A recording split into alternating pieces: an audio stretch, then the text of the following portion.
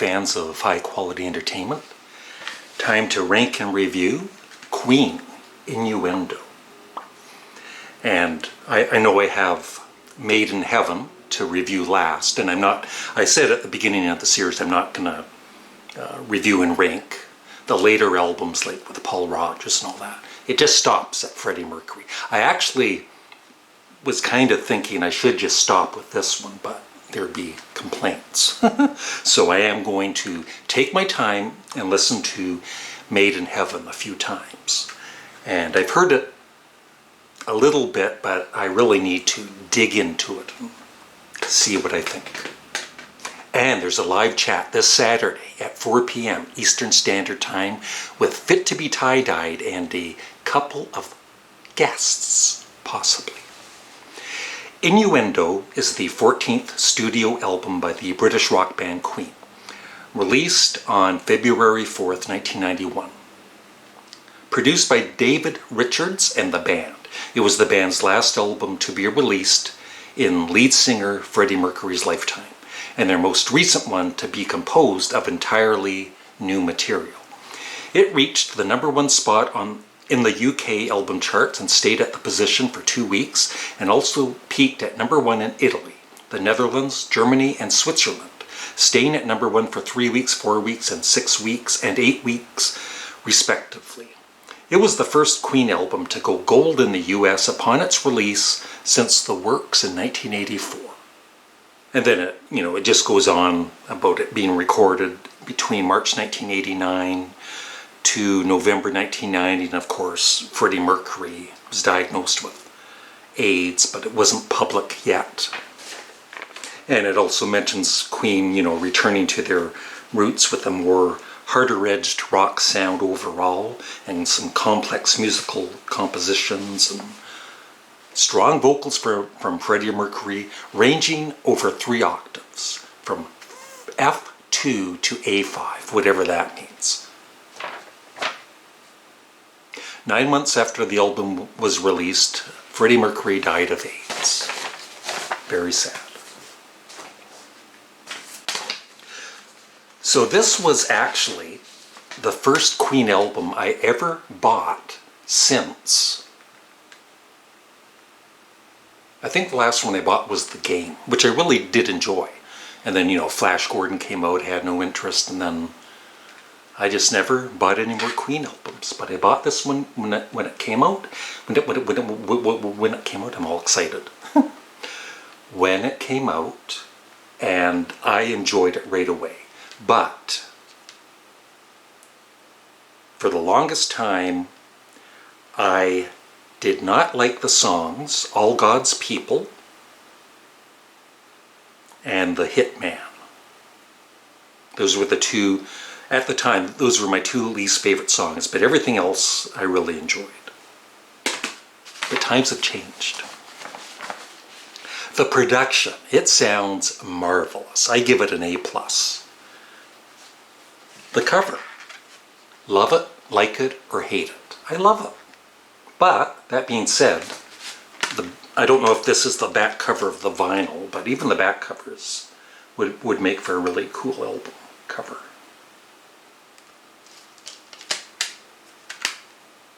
Yeah, I like it. It's different. The best 3 songs. Oh my gosh. I'm leaving out some truly great Queen songs, some of their best. But I chose Innuendo, the opening track with some extra guitar work by somebody named Steve Howe, whoever that is. These Are the Days of Our Lives. And even though The Show Must Go On could easily be in the top 3, I've chosen my personal favorite and what I feel is possibly Queen's most underrated song, Ride the Wild Wind. I've always, I was going to say it's my favorite, between Innuendo, the title song, and, I don't know, forget it. I love all the songs. So going through the songs, Innuendo, what a fantastic opening song, all of the changes throughout it. Of course, Steve Howe with his guest appearance on the track. And I did mention before that I don't like when bands or artists have special guests. They didn't make, they're not with Steve Howe on guitar, that type of thing. It's just kind of quietly, in the credits that Steve Howe plays guitar. And I don't mind that as much. I'm Going Slightly Mad, I love. It really shows Freddie Mercury's humor and personality. Headlong, I love. I Can't Live With You, that's another one that it took me a long time to appreciate.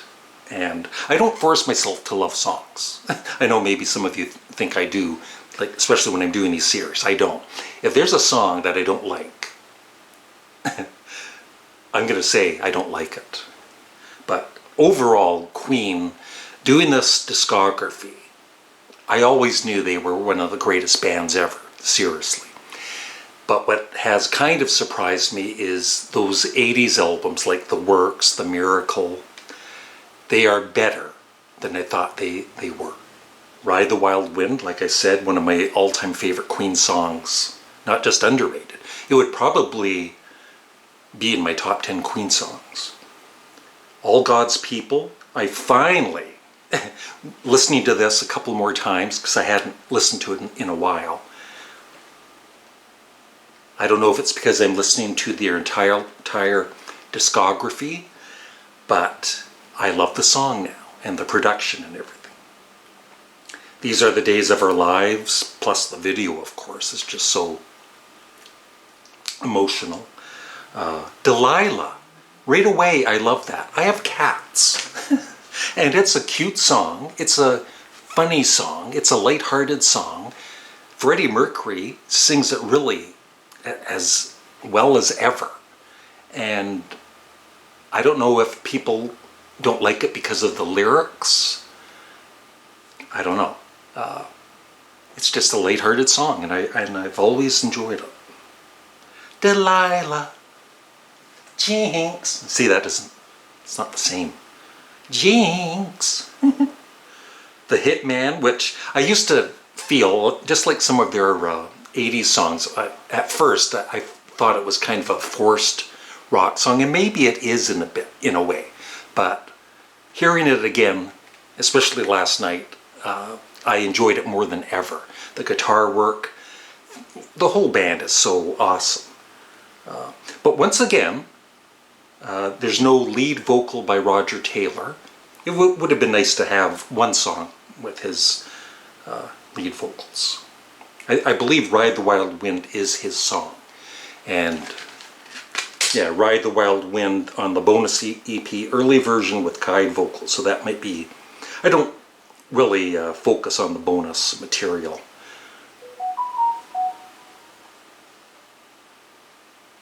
One of my fans. But I believe Roger Taylor is on the guide vocal. Bijou, I like. It's not my favorite. It's my least favorite. I have it on my sheet. It's my least favorite. But I still like it a lot. It's good. And then, of course, The Show Must Go On, which this is why I think a lot of Queen fans, not a lot, but some Queen fans think that they should have ended the Queen albums with this one and not done the next one, which was a tribute. I understand it was a tribute to Freddie Mercury, and he had laid down vocals. He wanted the band to continue on and make songs out of them, and they did.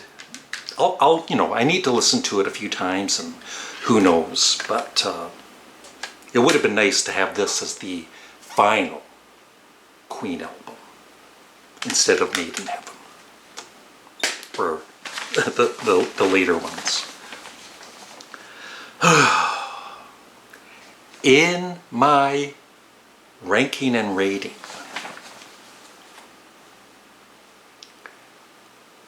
and I figured of this right from the beginning, it is number one with an A+. It's always been, along with jazz and along with Jazz and The Game. It's always been one of my favorite Queen albums. And Sheer Heart Attack, and I mean they're A+ albums. 1, 2, 3, 4, 5, 6, 7, 8. 8 A+ albums. Including The Miracle, and that's a miracle in itself. I didn't know it was that good of an album. And yeah, the lowest one so far is a B with Flash Gordon. Maybe I should have given it a B- to make this all look more authentic for everybody. But I mean, Queen was, like I said, one of the greatest, most talented bands ever. And even if you're not a fan of Queen, you can't deny the talent that was in that band. So that's it. One more album to go, and then I start a new series with another band. Do you know who it is? I think I mentioned it somewhere on the YouTubes. And oh, I'm doing an unboxing. The box set should be here soon. And so you might see another video tonight on this channel. Bye. Have a great day. Let me know what you think of Innuendo. Thanks. Bye.